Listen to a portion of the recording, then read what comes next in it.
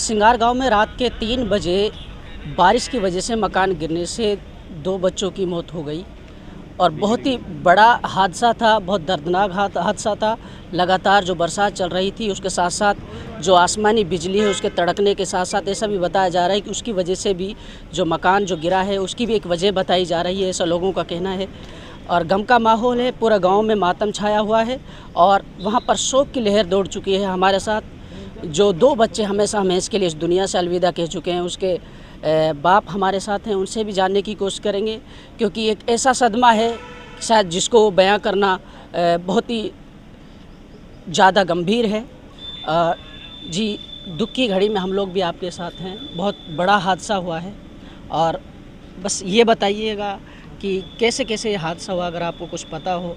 कितने बजे की वारदात? ये तकरीबन है जी, मैं जंगल में रहूँ, एक मकान है मेरा छोटा सा, होने रात को बारिश हो रही है रिमझिम जी। तकरीबन कुछ 3-1 बजे की बात है जी। जो बिजली से कड़की नुकनी मकान गिरो है और मैं बरामदे में बाहर सो रहा हूँ जी। और जब भगे जब पता पड़ गया मौत। अच्छा, कितने मकान थे, कितने कमरा थे उसमें? कचेड़ी जी बड़ी, उसके ऊपर एक चौबारा था जी। अच्छा। और नुकनी सारा ही मकान गिर पड़ा। कितने बच्चे सोए हुए थे उसमें 6 बच्चे हैं जी, 4 बच्चे नीचे थे जी, 2 बच्चे ऊपर है जी। एक मेरा लड़का और उसकी घरवाली ही, वो तो ऊपर है जी चौबारे में। और कचेड़ी में नीचे 3 लड़की और 1 लड़का थे जी। अच्छा, तो जैसे ये मकान गिरा था तो आपको कैसे पता चला और गांव वालों को, फिर उसके बाद क्या हुआ?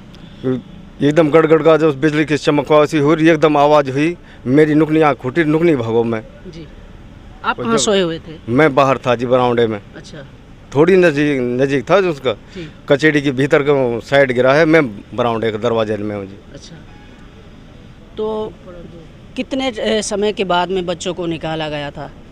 तकरीबन लग गए जी उन पर 1.5-पौन घंटा। पूरा मलबा ही उनके ऊपर आया पड़ा सटेटा, रोल मचाई। वहाँ घर भी 1-2 ही हैं, गांव वाले भगे, अड़ोस पड़ोस के दूर 10-20 किलो दूर मकान है, घर हैं, वे सब भगे रोल सुन के नहीं जब जा रहे आए, जब बच्चे निकाले उनने।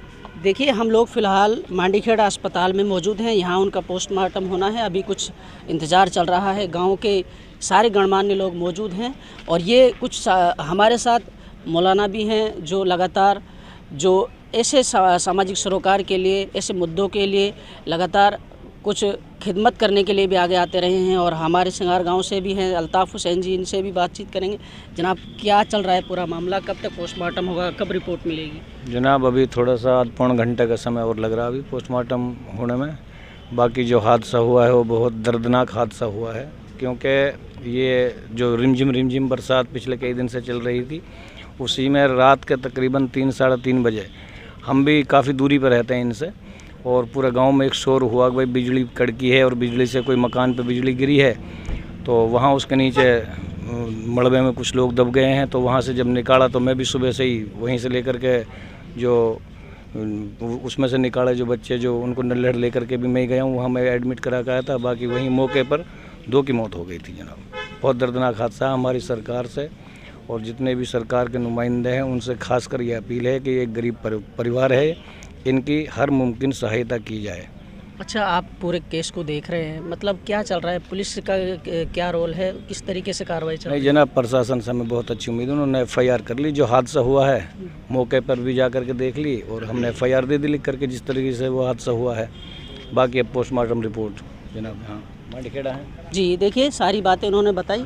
हमारे साथ साबिर मज़ाहिरी हैं जो इस तरीके के हादसे होते हैं उनमें आगे आए हैं और लोगों की मदद के लिए हमेशा साथ खड़े रहते हैं। किस तरीके से देख रहे हैं, बड़ा हादसा हुआ है, मेवात के लोगों को भी आगे आना चाहिए और ये गरीब है, इसके साथ ये इतना बड़ा हादसा हुआ है, तो क्या कहना चाहेंगे? बहुत ही दिल दहला देने वाली ख़बर है और पूरे इलाक़ा मेवात में गम का माहौल है। बहुत ही हम इस गम की घड़ी में जमीयत उलमा हरियाणा, हिमाचल, पंजाब और जमीयत के कारकुनान इनके साथ इस वक्त खड़े हुए हैं। एक किसान है, मज़दूर है, जंगल में खेती करता है, जंगल में रहने के लिए अपने टूटे फूटे मकान बनाए, आसमानी बिजली गिरी जिसकी वजह से कितना बड़ा हादसा हुआ।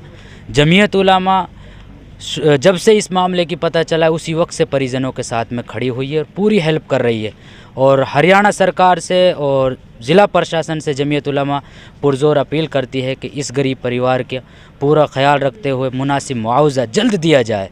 डुलाया फिराया ना जाए, क्योंकि गरीब है, पूरा परिवार घायल है, रहने के लिए खाने पीने का पूरा इंतज़ाम है। और एक बच्चा जो जिसके ऊपर सारा गुजारा था, घर का सारा दारोमदार था, आज वो अल्लाह का प्यारा हो गया। और गांव वाले बता रहे थे उस बच्चे के ऊपर बहुत बड़ा दारोमदार था। और एक छोटा सा बच्चा वो भी घायल हो गया, वो मरी गया है। 4 हैं जो वो बहुत ही ज़बरदस्त गंभीर हालत में हैं। दुआ करते हैं कि अल्लाह ताला उनको सेहत अता फरमाए और इस परिवार वाले को और पूरे इलाके को इस घड़ी में सब्र जमील अता फरमाए। जी देखिए, सभी गम के माहौल में हैं और इस गम के साथ सभी लोगों की ये अपील है कि इनको मदद होनी चाहिए। जो जिन लोगों के साथ इस तरीके के जो केसेस होते हैं उनको जल्द से जल्द मुआवजा मिलना चाहिए। लेकिन एक चीज़ आपसे कहनी है कि ऐसा लोग बता रहे हैं कि इस घर में सिर्फ जो जाहिद नाम का जिसकी मौत हुई है वो एक साया था उस घर का, और उसके साथ साथ इनका घर का जो सवेरा था वो भी टूट चुका है। अब ये लोग, इनको कोई आशियाना भी नहीं है, किसी तरीके की अब इनको उम्मीदें नहीं है। बहुत बड़ा गम का माहौल है। शासन प्रशासन से यही गुहार है कि जल्द से जल्द कार्रवाई करके और तुरंत प्रभाव से इनको जो उचित मुआवजा उसको दिया जाए। और सरकार की तरफ से रिहायशी मकान के लिए भी जो प्रोटोकॉल्स होते हैं, जो गाइडलाइंस होती है, उसके तहत उनको मुआवजा राशि प्रदान की जाए। और शासन प्रशासन सही तरीके से इन्वेस्टिगेशन करके जाँच करके इन गरीब परिवारों को हर संभव मदद करे।